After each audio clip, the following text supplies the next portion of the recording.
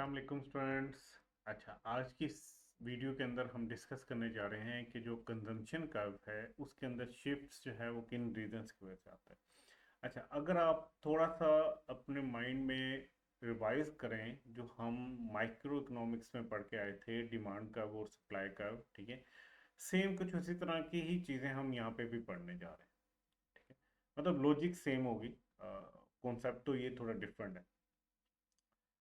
हम अगर consumption curve की बात करें तो हमने कंजम्पशन कर्व के बारे में कुछ इस तरह का पढ़ा कि ये अगर जीरो का पॉइंट है तो कंजम्पशन कर्व कोई इस तरह की होगी, ठीक है। कंजम्पशन कर्व, ठीक है, क्यों? क्योंकि यहाँ पे एक 45 डिग्री के ऊपर एक कर्व होगी जो कि हेल्पिंग कर्व है, जो कि इनकम की होती है, ठीक है। और ये क्या है, कंजम्पशन कर्व जो है ये इस तरह की कुछ होगी। अब जरा आप सोचें, यहाँ पे हमने कंजम्पशन लिखी, सेविंग भी लिखा, लेकिन अभी हम कंजम्पशन की बात कर रहे हैं। यहाँ पे कंजम्पशन लिखी और यहाँ पे नेशनल इनकम लिखी, ठीक है। तो कुछ इस तरह का हमारा ग्राफ बना। तो ये कंजम्पशन है, ठीक। कंजम्पशन में इंक्रीज या डिक्रीज आ रहा होता है आपकी इनकम के ऊपर, डिस्पोजेबल इनकम की बेसिस के ऊपर। इसका मतलब है कि अलोंग द कर्व मूवमेंट भी होती है कंजम्पशन कर्व में, और इसमें शिफ्ट भी आ सकता है, इस साइड पे भी और इस साइड पे भी शिफ्ट आ सकता है, ठीक है। तो अभी हम इसी को देखने जा रहे हैं। शिफ्ट इन कंजम्पशन कर्व क्या होती है? changes in some variables other than disposable income। Disposable income के अलावा अगर कुछ और वेरिएबल्स हैं उनमें जब कुछ चेंज आ जाए तो इसकी वजह से शिफ्ट आ सकती है कंजम्पशन कर्व के अंदर। इसका मतलब क्या है कि डिस्पोजेबल इनकम जो है, हमने ये फंक्शन भी पढ़ा था ना, डिस्पोजेबल इनकम जो है इसकी बेस के ऊपर आपकी कंजम्पशन कम ज़्यादा हो रही होती है, और ये अलोंग द कर्व मूवमेंट हो रही होती है जो डिस्पोजेबल इनकम की वजह से हो रही होती है, ठीक है। हाँ, कुछ और फैक्टर्स हैं जो अदर देन इनकम है, जैसे हम माइक्रो में कहते थे नॉन प्राइस फैक्टर्स, यहाँ पे क्या है, नॉन इनकम फैक्टर्स हैं जो अदर देन इनकम फैक्टर्स हैं, जिनकी वजह से अगर कंजम्पशन बढ़ेगी या कम होगी तो शिफ्ट आ रहा होगा एक्चुअली, ठीक है। और वो जैसे कि इनकम है तो लॉन्ग द कर्व मूवमेंट है, और इसके अलावा कुछ वेरिएबल्स हैं अगर उनमें चेंज आया तो शिफ्ट आ रहा होगा कंजम्पशन कर्व में, उसकी वजह से इंक्रीज और डिक्रीज हो रही होगी कंजम्पशन। अब हम देखते हैं, एक सेकेंड, हाँ। हम पहले देखते हैं कि कौन सा फैक्टर है जो रिस्पॉन्सिबल है अलोंग द कर्व मूवमेंट का इन कंजम्पशन फंक्शन, ठीक है। एक खास फैक्टर है जिसकी वजह से लॉन्ग दी कर्व मूवमेंट आती है, उसका नाम है डिस्पोजेबल इनकम, ठीक है। Higher the disposable income higher the consumption, ठीक है। फॉर एग्जांपल हमने कहा कि एक बंदे की डिस्पोजेबल इनकम है 1 लाख, तो हमें पता है कि उसने इस 1 लाख में से कुछ हिस्सा जो है वो कंज्यूम करना है, कुछ हिस्सा सेव करना है। अच्छा, अब इसकी इनकम अगर 1 लाख की थी तो ये 80,000 जो था वो कंज्यूम कर रहा था, 20,000 सेव कर रहा था। अब इसकी इनकम अगर हो जाए 2 लाख, ठीक है, तो अब ये हो सकता है कि 1,70,000 जो है ये कंज्यूम करे और बाकी 30,000 ये सेव करे, ठीक है। So along the curve movement हुई कंजम्पशन में, कंजम्पशन के अंदर, कंजम्पशन कर्व के अंदर अलोंग द कर्व मूवमेंट हुई किस वजह से? डिस्पोजेबल इनकम का। डिस्पोजेबल इनकम ज़्यादा तो कंजम्पशन ज़्यादा, ठीक है। डिस्पोजेबल इनकम अगर ये कम होती है तो कंजम्पशन कम होगी, लेकिन ये अलोंग द कर्व मूवमेंट होगी। अब आ जाते हैं factors responsible for shift in consumption function. अब वो फैक्टर्स जिनकी वजह से शिफ्ट आ जाती है जो कि अदर देन डिस्पोजेबल इनकम। सबसे पहले distribution of wealth. Distribution of wealth, if it is unequal, देखो आपका कंट्री है उसमें जो कंट्री वेल्थ कमा रहा है, पूरा एक पूरी इकोनॉमी में जो वेल्थ आ रही है वो अगर अनइक्वल डिस्ट्रीब्यूट हो रही है लोगों में, मतलब जो अमीर हैं वो बहुत ज़्यादा अमीर हो रहे हैं, जो गरीब हैं जो वो बहुत कम गरीब हो, वो बहुत ज़्यादा गरीब हो रहे हैं, सॉरी, ठीक है। अगर अनइक्वल डिस्ट्रीब्यूशन ऑफ वेल्थ है तो more the income in the hands of rich people, तो जो अमीर लोग हैं उनके पास ज़्यादा पैसा होगा, with a lower propensity to consume. और आपको पता है कि जो जितना अमीर होगा उसको उसका रुझान शायद कंजम्पशन की तरफ उतना ज़्यादा ना हो, ठीक है। एक बंदा है जिसके पास अरबों हैं, ठीक है, वो बहुत ज़्यादा कंजम्पशन नहीं करेगा, मतलब अपनी ज़रूरत से शायद ज़्यादा चीज़ें खरीद ले, लेकिन उसकी उसका जो रुझान होगा कंजम्पशन की तरफ वो कम होगा। जबकि जो गरीब बंदा है उसके पास, क्योंकि उसको ज़रूरत होती है चीज़ों की, उसने अभी वो एक्सपीरियंस नहीं की होती चीज़ें, तो जब उसके पास पैसे आएंगे तो वो ज़्यादा कंज्यूम करता है। ठीक है, तो अगर तो डिस्ट्रीब्यूशन ऑफ वेल्थ जो है वो अनइक्वल है, वो जस्टिफाइड नहीं है, डिस्ट्रीब्यूशन जो हो रही है, पैसों की तकसीम जो है वो मसावी नहीं है, तो जो अमीर लोग होंगे उनके हाथ में ज़्यादा पैसा जाएगा और वो MPC जो है वो कम रखते हैं। अब मोर इक्वल डिस्ट्रीब्यूशन इंक्रीज कंजम्पशन, तो दो केसेस हैं। अब आपने वो यहाँ पे याद रखना है, जब भी डिस्ट्रीब्यूशन ऑफ वेल्थ की बात आएगी तो दो सिनेरियोज हो सकते हैं। अगर तो इक्वल डिस्ट्रीब्यूशन ऑफ वेल्थ है, ठीक है, तो इसका मतलब है कि हर अमीर और गरीब बंदे के पास सही पैसा पहुंच रहा है, सही तरीके से तकसीम हो रहा है, तो कंजम्पशन ज़्यादा होगी। ठीक है, और अगर अनइक्वल डिस्ट्रीब्यूशन है, तो अब इसका मतलब क्या है कि गरीब लोगों के पास पैसा नहीं आ रहा, अमीर लोगों के पास पैसा आ रहा है, और अमीर लोगों के पास पहले से ही इतना वो खर्च कर चुके हैं, उनको मजीद चीज़ें लेने की जरूरत नहीं है। ठीक है, वो लेंगे भी तो उतनी ज़्यादा कंजम्पशन नहीं करेंगे, गरीब लोगों के पास पैसा आएगा तो ज़्यादा बेहतर कंजम्पशन करेंगे, तो यहाँ पे ओवरऑल कंजम्पशन कम हो जाएगी। अगर इक्वल डिस्ट्रीब्यूशन हुई तो कंजम्पशन बढ़ जाएगी। ठीक है, ऐसा शिफ्ट आएगा जिसकी वजह से कंजम्पशन बढ़ जाएगी, और अगर अनइक्वल डिस्ट्रीब्यूशन हुई तो ऐसा शिफ्ट आएगा जिसकी वजह से कंजम्पशन कम हो जाएगी। सेकंड है एक्सपेक्टेशन ऑफ प्राइस चेंजेस।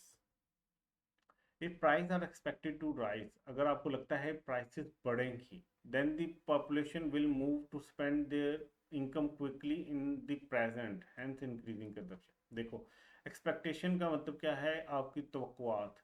ठीक है, आपकी अगर तवक्को ये है कि कल को प्राइसेस बढ़ जाएंगी, जैसे पेट्रोल के केस में होता है, अगर आपको ये लगे ना कल को प्राइस बढ़ रही है तो आप फ़ौरन से जाकर खरीदना शुरू कर दोगे, कंजम्पशन बढ़ जाएगी। ठीक है, अगर तो प्राइसेस हाई होने की एक्सपेक्टेशन है तो कंजम्पशन लोग ज़्यादा करेंगे, वो कहेंगे अभी सस्ती है चीज़ें अभी खरीद लो।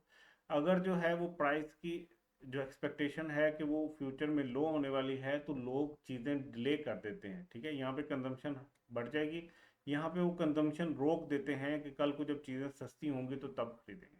ठीक है, तो एक्सपेक्टेशन ऑफ प्राइस चेंज जो है इसकी वजह से भी शिफ्ट आता है कंजम्पशन में।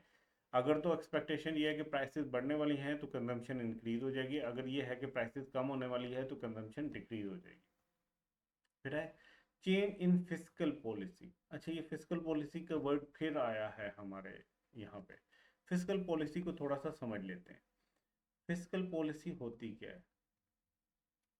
गवर्नमेंट कुछ पॉलिसीज बनाती है, उसके पीछे कुछ उसके गोल्स होते हैं। ठीक है, वो गोल क्या हो सकते हैं? दो गोल हो सकते हैं, या तो वो चाह रही होगी कि इकोनॉमिक ग्रोथ हो, ठीक है, या वो चाह रहे होंगे कि इन्फ्लेशन कंट्रोल हो। अब ये दोनों ऑपोजिट काम है। इकोनॉमिक ग्रोथ करवाना चाहते हो तो आपको क्या है कि डिमांड बढ़ाओ, एडी को इंक्रीज करवाओ, तो आपकी एडी इंक्रीज होगी तो इकोनॉमिक ग्रोथ आएगी। इन्फ्लेशन को कंट्रोल करना चाहते हो, प्राइस लेवल को कम करना चाहते हो, तो एडी को डिक्रीज करना है। ठीक है, एग्रीगेट डिमांड कम करो, लोग डिमांड कम करेंगे, चीज़ें कम बिकेंगी तो प्राइसेस खुद ब खुद कम हो जाएंगे। ठीक है, तो इकोनॉमिक ग्रोथ या इन्फ्लेशन को कंट्रोल करना, ये दो मेन ऑब्जेक्टिव हो सकते हैं किसी भी इकोनॉमी के। अब डिपेंड करता है कि ये है या ये है। अगर ये हुआ तो एक डिफरेंट तरह की फिस्कल पॉलिसी अप्लाई कर रही होगी गवर्नमेंट, अगर ये उसका गोल हुआ तो डिफरेंट तरह की पॉलिसी अप्लाई कर रही होगी गवर्नमेंट। ये आगे चल के हमने एक पूरे चैप्टर में ये सारा कुछ डिस्कस करना है, अभी क्योंकि ये आ गई है चीज़ तो हम इसको थोड़ा सा डिस्कस कर लेते हैं। फिस्कल पॉलिसी में दो चीज़ें होती हैं, एक होता है टैक्स जिसके साथ गवर्नमेंट खेल रही होती है, और एक होता है गवर्नमेंट स्पेंडिंग। ठीक है, स्पेंडिंग या गवर्नमेंट एक्सपेंडिचर, ये दो चीज़ होती है। अच्छा, टैक्सेस बढ़ा भी सकती है गवर्नमेंट, कम भी कर सकती है, इसी तरह गवर्नमेंट स्पेंडिंग जो है बढ़ा भी सकती है, कम भी कर सकती है। अगर तो इकोनॉमिक ग्रोथ चाहिए इकोनॉमी के अंदर, तो आप क्या करना चाह रहे हो? आप चाह रहे हो कि एग्रीगेट डिमांड बढ़े। ठीक है, एग्रीगेट डिमांड बढ़नी है तो आपको टैक्स लोगों के ऊपर कम करना पड़ेगा, टैक्स कम होगा तो लोगों के पास ज़्यादा डिस्पोजेबल इनकम होगी, वो ज़्यादा एग्रीगेट डिमांड करेंगे, कंजम्पशन इंक्रीज होगी। ठीक है, कंजम्पशन इंक्रीज होंगी, ज़्यादा चीज़ें बिकेंगी, ज़्यादा चीज़ें बिकेंगी तो नई नई फैक्ट्री लगानी पड़ेंगी डिमांड को मीट करने के लिए, और नए लोगों को रोज़गार मिलेगा, तो आप इकोनॉमिक ग्रोथ की तरफ जाओगे। लेकिन अगर गोल ये है कि इन्फ्लेशन को कंट्रोल करना है, इन्फ्लेशन को कंट्रोल करना है मतलब एग्रीगेट डिमांड को कम करना है, तो आप टैक्सेस बढ़ा दो। टैक्सेस बढ़ाओगे तो लोग कंजम्पशन कम करेंगे, क्यों? क्योंकि कंजम्पशन तो डिपेंड ही डिस्पोजेबल इनकम पे हो रही होती है, तो टैक्सेस बढ़ने से डिस्पोजेबल इनकम कम हो जाएगी। ठीक है, so change in physical policy क्या है? If low income house hold, मतलब जिनकी डिस्पोजेबल इनकम कम है, आर टैक्सेड मोर, उनसे टैक्स ज्यादा लिया गया, then the overall consumption decrease. ठीक है, तो अब आपने यहाँ पे क्या याद रखना है? More taxes, consumption decrease. ठीक है, और vice versa, less taxes, consumption increase. तो ये फिजिकल पॉलिसी। उसके बाद है change in interest rate, interest rate में चेंज। ठीक है, कहता है as interest rate increase it usually decrease the amount of disposable income. ठीक है, कि आप जो है ना उधार पे नहीं ले सकते, तो कंजम्पशन जो है वो कम हो जाएगी। मैं आपको समझाता हूँ। लोगों के पास दो तरीके, एक तो वो इनकम जो है ना वो कमाएं और उससे कंजम्पशन करें। दूसरा तरीका ये है कि आप लोन ले लो, जैसे पाकिस्तान की गवर्नमेंट कर रही होती है कि वो इनकम अगर नहीं भी कमा रहे तो किसी से कर्जा उठा लो और फिर अपने खर्चे पूरे करो। अच्छा, अगर इंटरेस्ट रेट को से कि मैं आई से डिनोट करता हूँ, इंटरेस्ट रेट ये जो वो रेट होता है, सूद की शरह होती है ये, जो बैंक आपसे चार्ज कर रहा होता है जब आप उससे कर्जा लेते हो। ठीक है, तो अगर ये रेट कम हुआ, ये कम है अगर, तो इसका मतलब क्या है? आसान कर्जे मिल रहे हैं, लोग क्या करेंगे? लोग लोन लेंगे। ठीक है, लोन ज़्यादा कर देंगे। ठीक है, वो मोर्टगेज क्या होता है? गिरवी रखना। ठीक है, ये इसको छोड़ दें, बेशक इस लाइन को आप छोड़ दें, गिरवी रखना या कर्जे लेना। ठीक है, अगर इंटरेस्ट रेट कम है तो लोग चीज़ें अपनी बैंक के पास रखवा के गिरवी तो कर्जे ले लेंगे या लोन ले लेंगे, लोन बढ़ जाएंगे। जब लोन बढ़ जाएंगे लोगों के पास पैसा आ जाएगा, मनी की सप्लाई ज़्यादा हो जाएगी। पैसा ज़्यादा लोगों के पास पहुंच गया, जब पैसा लोगों के पास ज़्यादा होगा तो वो एग्रीगेट डिमांड बढ़ा देंगे। एग्रीगेट डिमांड का मतलब क्या है? कि कंजम्पशन बढ़ रही है। ठीक है, तो सिंपल आपने याद रखना है, अगर इंटरेस्ट रेट कम है इंटरेस्ट रेट, तो कंजम्पशन ज़्यादा होगी, और अगर इंटरेस्ट रेट ज़्यादा है तो कंजम्पशन कम होगी। मतलब अगर कर्जे देना आसान है, लोगों को कर्जे आसानी से मिल रहे हैं तो वो ज़्यादा कंज्यूम करेंगे, और अगर कर्जे मुश्किल से मिल रहे हैं तो कंजम्पशन कम होगी। advance advancement in technology. Advancement in technology may also increase in consumption. This is because of new products such as mobile phones. अभी आपको पता है कि अगर टेक्नोलॉजी में एडवांसमेंट आ रही है, ठीक है, तो कंजम्पशन बढ़ेगी। अगर एडवांसमेंट नहीं आ रही, पीछे को जा रहे हो, तो कंजम्पशन कम हो जाएगी। तो ये कुछ डिफरेंट पॉइंट्स हैं हमारे पास। ठीक है, इंजन की वजह से शिफ्ट आ सकती है कंजम्पशन कर्व के अंदर। अब ये शिफ्ट कैसे आ रही होगी? देखें, ये आपकी से के सी नोट है, इनिशियल कर्व है, ये यहाँ पे थी, अब इसमें इस साइड पे शिफ्ट आ गई, तो आपकी नई कर्व बनेगी C1। और यहाँ पे पहले आप इनकम पे, यहाँ पे आपका इनकम और कंजम्पशन इक्वल हो रही थी, एक्विलिब्रियम था। ठीक है, अब क्या है यहाँ पे, और ये आपका इक्विलिब्रियम 1 होगा। ठीक है, इक्विलिब्रियम नोट और इक्विलिब्रियम 1। ठीक है, तो ये आपका बेसिकली शिफ्ट दिखाई गई है। शिफ्ट इस साइड पे भी आ सकती है, ठीक है, इस साइड पे भी आ सकती है। अब मेरा आपसे क्वेश्चन, आप लोगों ने मुझे बताना है कि क्या अपवर्ड शिफ्ट की वजह से कंजम्पशन इंक्रीज हो रही है या डिक्रीज हो रही है? ठीक है, तो यहाँ पे वीडियो को पॉज करके इस चीज़ को सोचो ज़रा। ठीक है, मैं कहना क्या चाह रहा हूँ कि अगर कंजम्पशन में इस साइड पे शिफ्ट आई है तो क्या कंजम्पशन इंक्रीज हो रही है? इस साइड पे शिफ्ट आई है तो क्या कंजम्पशन डिक्रीज हो रही है, या उल्ट है इसके? मैं आपको ऐसे बता देता हूँ। अभी तक आप जो पढ़ते आए हो ना, फॉर एग्जांपल आप सप्लाई का पढ़ते आए हो, तो बच्चे उसको इसके साथ जो है ना कंफ्यूज करते हैं। वहाँ पे यहाँ पे प्राइस आती थी, यहाँ पे क्वांटिटी सप्लाइड आती थी, मतलब ये सप्लाई की बात हो रही होती, और यहाँ पे प्राइस होती थी जिसके ऊपर ये डिपेंडेंट है। तो जब इस साइड पे शिफ्ट आती थी ना हमेशा, तो आपकी सप्लाई बढ़ रही होती थी। क्यों? क्योंकि वो सप्लाई की क्वांटिटी इस साइड पे थी। अब यहाँ पे क्या है, कंजम्पशन इस जगह पे चली गई, और जिस चीज़ के ऊपर ये डिपेंडेंट है इनकम के ऊपर, वो इस जगह पे आ गया है। तो अब ये उल्ट हो जाना है, अगर इस साइड पे शिफ्ट आया तो कंजम्पशन बढ़ेगी, इस साइड पे आया तो डिक्रीज होगी। देखो, पहले कंजम्पशन, हम फॉर एग्जांपल इस कर्व पे थे, तो ये कंजम्पशन थी। ठीक है, ये income, for example consumption note हम कह लेते हैं, यहाँ पे 100 रुपये कंज्यूम हो रहे थे। अब जब आप इस कर्व पे शिफ्ट हो गए, आपके कर्व में शिफ्ट आ गए या इसी पॉइंट के ऊपर रहते हैं, नॉन प्राइस फैक्टर की वजह से अगर शिफ्ट आ गया, सॉरी नॉन प्राइस फैक्टर नहीं, नॉन इनकम फैक्टर की वजह से, तो ये आपकी सेम रही, लेकिन आपकी कंजम्पशन अब बढ़ गई है, जीरो से ऊपर जा रही है इसी पॉइंट के ऊपर, क्योंकि इनकम की वजह से नहीं आया चेंज, किसी और फैक्टर की वजह से चेंज आया, तो यहाँ पे जब आप देखोगे तो कंजम्पशन बढ़ी हुई है। ये शिफ्ट जब अपवर्ड होगा तो बढ़ जाएगी, से कि यहाँ पे 200 होगी कंजम्पशन, ठीक है, और अगर नीचे को आओगे तो कम हो जाएगी, ठीक है। ये पॉइंट याद रखना है आपने, बहुत इंपॉर्टेंट है कि शिफ्ट यहाँ पे अपवर्ड बढ़ने को दिखा रहा होता है, डाउनवर्ड जो है वो कम होने को दिखा रहा होता है, जबकि हमने पहले जब माइक्रो इकोनॉमिक्स में सप्लाई कर पड़ी थी तो वो डाउनवर्ड जो था वो इंक्रीज दिखा रहा होता था, अपवर्ड डिक्रीज दिखा रहा होता था। अच्छा, अब इसमें एक चीज़ और याद रखनी है जो सबसे इम्पोर्टेंट है, ये बहुत इंपॉर्टेंट है, कब इसको बहुत अच्छे से समझना है। अगर आपको ना समझ आए तो आपने मुझे मैसेज करके ये दोबारा से कहना है कि हमें सर समझाएं, या मेरे से क्वेश्चन है तो वो पूछना है आपने। मैं आपसे छोटी सी बात करता हूँ। मैं कहता हूँ कि आप मुझे एमसीक्यू का आंसर दो कि अगर इंटरेस्ट रेट इंक्रीज हो गया है तो कंजम्पशन की जो कर्व है इसमें किस साइड पे शिफ्ट आएगी, अपवर्ड, एक ऑप्शन है अपवर्ड, सॉरी इसको मैं यार क्लीन करूँगा, थोड़ा साफ करते हैं। मेरा क्वेश्चन है, इंटरेस्ट रेट बढ़ गया, ठीक है, तो कंजम्पशन कर्व में किस साइड पे शिफ्ट आएगा, अपवर्ड, डाउनवर्ड, नो चेंज, ठीक है, नन ऑफ अबाव।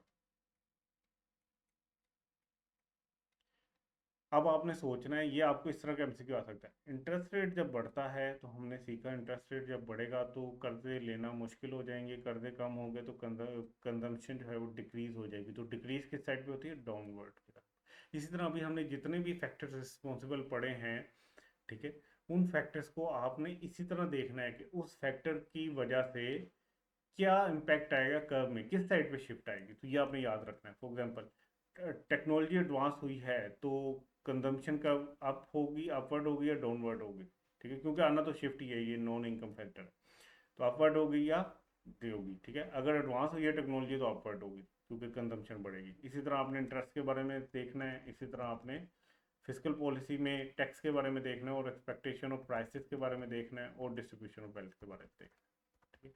तो ये आई होप कि आपको समझ आ गया होगा, इम्पोर्टेंट है, ठीक है। इसके बाद एक एग्जांपल छोटी सी कर लेते हैं हम। एग्जांपल ये कहती है कि आपके पास एम है 7000, ठीक है, एमपीएस है 3000। अच्छा, इसको ना, ये तो मैंने खुद किया, इसको साइड पे करते हैं, हम यहाँ पे आते हैं। एग्जाम्पल ये है, इनकम इंक्रीज बाय 10,000, किसी बंदे की इनकम जो है ना वो इंक्रीज हुई है 10,000, इसका मतलब क्या है कि 10,000 से इंक्रीज हो रही है, तो इंक्रीज हुई हुई वैल्यू कितनी है, 10,000, उसकी इनकम इतनी नहीं है, लेकिन हो सकता है पहले उसकी इनकम हो 1 लाख, अब वो हो गई है 1,10,000, तो इंक्रीज कितने से हुई है, 10,000। And 7,000 is spend on consuming goods, उसने इसमें से 10,000 में से 7,000 कहाँ पे स्पेंड कर दिए, कंज्यूमिंग गुड्स में, कंजम्पशन में, और 3,000 सेव कर दिए। देन दी एमपीसी एंड एमपीएसआर, वो कहते हैं एमपीसी और एमपीएसआर बताओ क्या है। तो एमपीसी कैसे कैलकुलेट करोगे, एमपीसी आप ऐसे कैलकुलेट करोगे कि इन चेंज इन कंजम्पशन कितना है, change in consumption over change in income, ठीक है। तो यहाँ पे कंजम्पशन में चेंज कितना है, जो 7,000 से एडिशनल उसने कंजम्पशन किया, और चेंज इन इनकम कितना है, 10,000। तो इन दोनों को जब मैं डिवाइड करूंगा तो मेरे पास इसका एमपीसी कितना आ रहा है, 0.7। अब अगर मैं एमपीएस की बात करूं तो एमपीएस क्या है, change in saving over change in income. तो अब इनकम 10,000 से बड़ी है और उसमें से हमने 3,000 सेव कर लिया है, तो आंसर क्या आ रहा है आपके पास एमपीएस का, 0.3। तो आप ज़रा देखो, आप 0.7 प्लस 0.3 इज इक्वल टू 1। तो ये एक छोटी सी एग्जांपल थी, इंशाल्लाह कल हम इसका सेकंड पार्ट करेंगे, सेविंग। अपना ख्याल रखिएगा, इंशाल्लाह नेक्स्ट वीडियो में मिलते हैं, अल्लाह हाफिज़।